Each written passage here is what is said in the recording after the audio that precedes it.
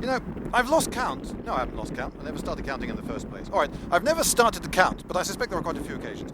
The number of films where you've got a warrior society, you know, like Yul Brynner and Tony Curtis in Taras Bulba, or Kirk Douglas and Tony Curtis again in The Vikings or whatever, and there are loads of others, and they're still making these films where there's a warrior society, you know, the type where every single guy is incredibly hearty. It must be exhausting being that hearty all the time, and they go ha ha ha like that, and they pour beer sort of onto their faces a lot and go ha ha ha again, and everyone else finds pouring beer onto their faces incredibly funny over and over again.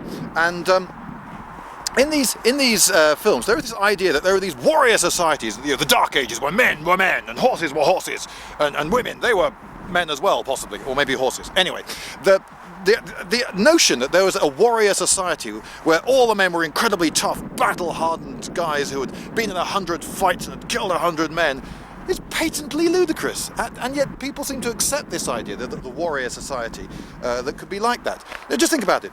If, you know, one man meets another man once and has one fight, and this is a proper fight, you know, to the death with swords and that, each, you know, on average, has a 50-50 chance of surviving that. So, if each man in his entire life has had one fight, that's the population halved, isn't it? That's the population of men, at least, halved. And the 50 remaining percent, do you think they're all battle-hardened? No, they've fought one fight, and they're probably, you know, pretty shaken up by the experience and thinking, blinking flip, I could have been hurt then. In fact, a lot of them would have been. Okay, so you got the population halved, and the remaining population, a substantial proportion of that, is maimed.